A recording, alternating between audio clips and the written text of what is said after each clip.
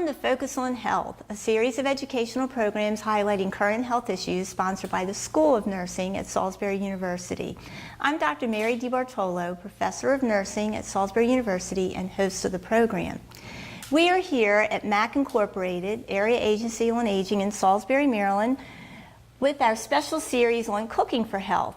And I welcome Heather Griswold. And you're here to do what about cooking for health? Today we're going to cook with fresh vegetables, and I'm also going to show you how to safely wash and store fresh vegetables that you might purchase at the farmer's market or from the produce aisle in the grocery store. Okay, let's get started. Yeah, okay. So first today we've got some beans, and these were actually just freshly picked yesterday. So if you're purchasing beans from the farmer's market or even from the produce aisle in the grocery store, really good idea to first kind of soak them in some cold water when you bring them home. Does that help with the snapping? Yes. Yeah, so we're going to snap these beans. If you're not using them right away, you can actually just store beans right in the refrigerator and you wash them right before you use them, just because you're eliminating most of the bacteria if you do it that way. Okay. So the beans, we've got a mixture here. These are green string beans, yellow wax beans, and a flat bean called a dragon's tongue, which you can see is a nice purple and yellow bean. And that's Add part some of color, huh? Yeah, and that's part of what I love about shopping at a farmer's market is that's something that you'll find there that you don't. Yeah, I've typically never seen find those anywhere in a else. grocery Yeah. store. Okay. So to snap these, we're just sort of breaking off both ends, just like that. Okay, let me give you a hand. All right.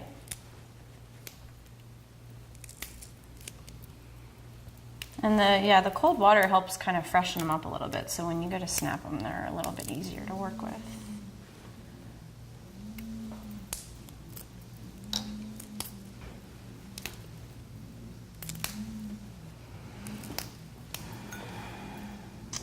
Right.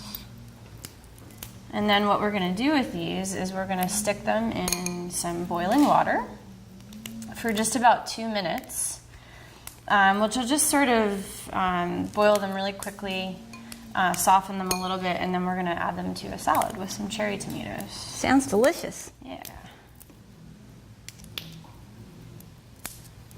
All right. I hear our water boiling. No, just in time.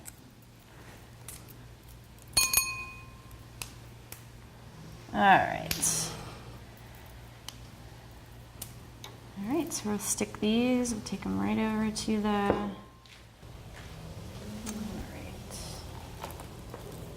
right, so 2 minutes. Boiled here, so we're just gonna stick them in our bowl here and set them aside. And you can see the flat beans lose their purple as when Oh, you that's cook a them. shame. I know. So I'll stick them raw in salads too, just so they keep their color. So you can eat them raw. Mm-hmm. Yep. All right. So we'll put that aside and let them cool off. We're also going to add tomatoes to this salad. These are two types of cherry tomatoes, so yellow and red. Local tomatoes from the farm? Yep, local from the farm. And this is, I wanted to show just sort of some of the things that you can see, some of the damage that you can see on tomatoes. So when you're looking for a tomato, some of this bruising is okay. You just want to use these, sooner than later. But if you see any cracks or things like that, that's a tomato to maybe pass by. Okay. Yeah, so let's go ahead and cut some of these. All right, are we having them? Yep, Quartering just them? right in half.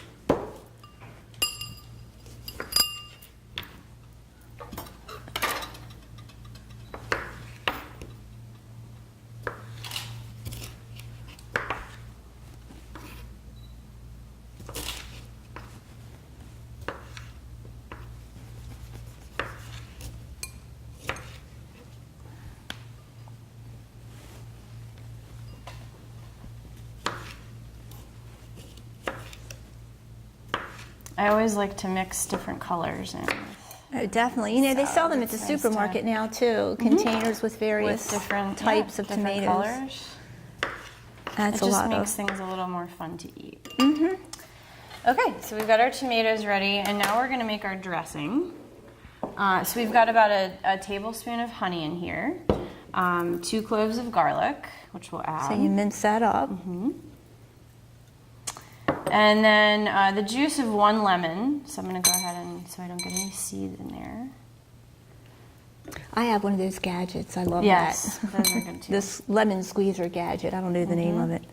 That's a good name for it. Okay. Okay, and then just some salt and pepper.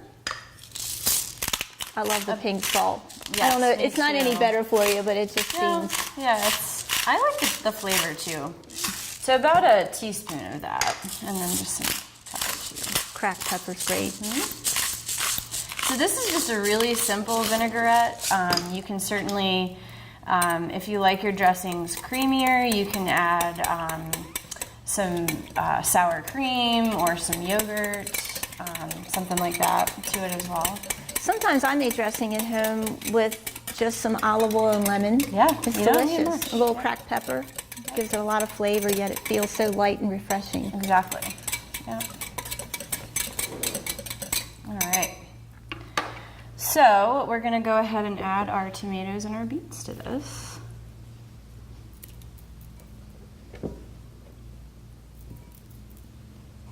We don't need all of them, so we've got quite a bit here.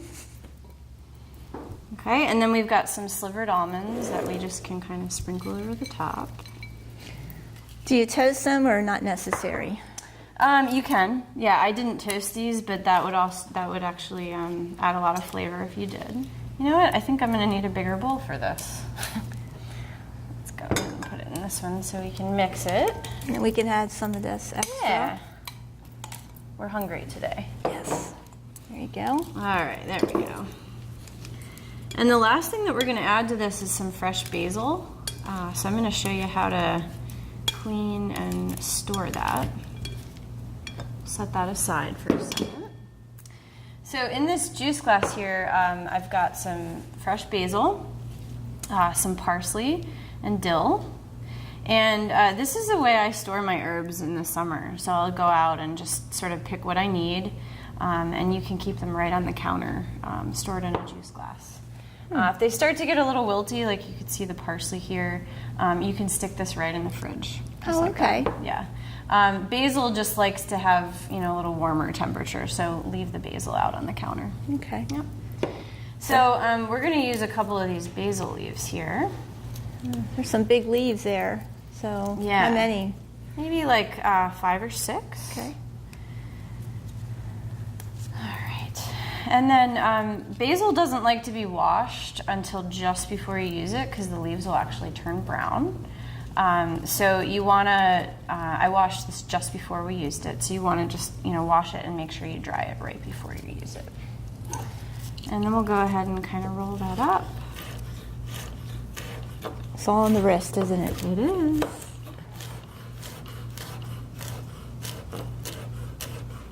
There you go. And you got your fresh basil.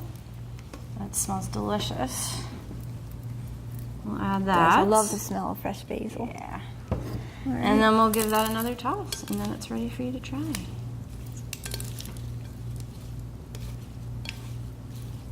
All right. I love just tomatoes and basil, so I imagine this know. will be really Yeah. yummy. Want to dig in? Sure.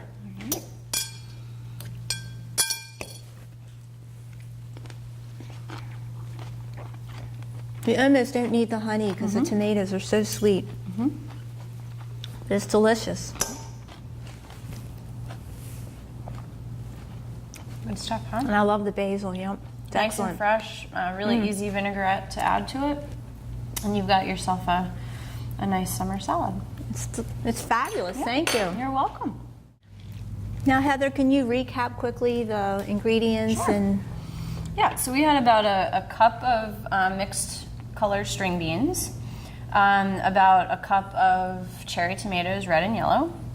cut in half, correct? Cut in half.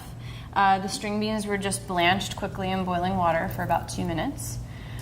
We had 3 tablespoons of slivered almonds, but you could use a nut of your choice, pine nuts, that kind of thing. A couple tablespoons of fresh basil. And then the vinaigrette is just lemon juice, honey, garlic, salt, and pepper. So 2 garlic cloves minced, a whole lemon Whole lemon. juiced, Yep. and honey, a tablespoon of honey. Tablespoon of and honey. mix that all together. Yeah. And And pour you've it got an over. And of easy course, salad. you also added some fresh ground pepper and salt. Yes. Yep. It's delicious. Thank you so much. Yeah, you're welcome. And it's all made with fresh local produce. Yes. So give us some tips, if you don't mind, on how to purchase fresh local produce. Good. So there's lots of options for purchasing produce. If you're one that likes to shop at a farmer's market, the name of the game is just sort of asking questions of whatever farmer or producer you're purchasing from. They can give you some information about how they've handled it, how to store it, how to wash it properly. If you're getting produce from the produce aisle in the grocery store, just know that it's probably traveled quite a distance just to get to you, and it might have had lots of people handling it. So you just want to be a little more careful as far as washing it and storing it after you wash it. Things like tomatoes and fruits that are fresh, those can be stored right on your countertop. You don't necessarily want to refrigerate those. I think that's what most people do, though, is they put tomatoes Yeah. in the fridge. And I know I just read an article that said don't do it. Just Yeah. leave them on the counter. Yeah, tomatoes will definitely stay fresher. They have a natural, actually, preservative on their skin, so they will stay fresher on the countertop. Again, just to review your fresh herbs, some like to be refrigerated, some don't, so just sort of reading up on that. Especially the basil likes to be in a juice glass, in water on the counter. Things like dill and parsley can be put in the refrigerator in the same way. So, Or you can grow your own. I grow some out back. yeah, herbs are really easy to just sort of have in a container right at your house. So, Well, very good, Heather. This is simply delicious, and I really appreciate you coming course. on the program. Thank you for having to me. share your knowledge of fresh vegetables. yeah, thank you for having me. And thank you for joining us for this edition of Focus on Health here on PAC 14.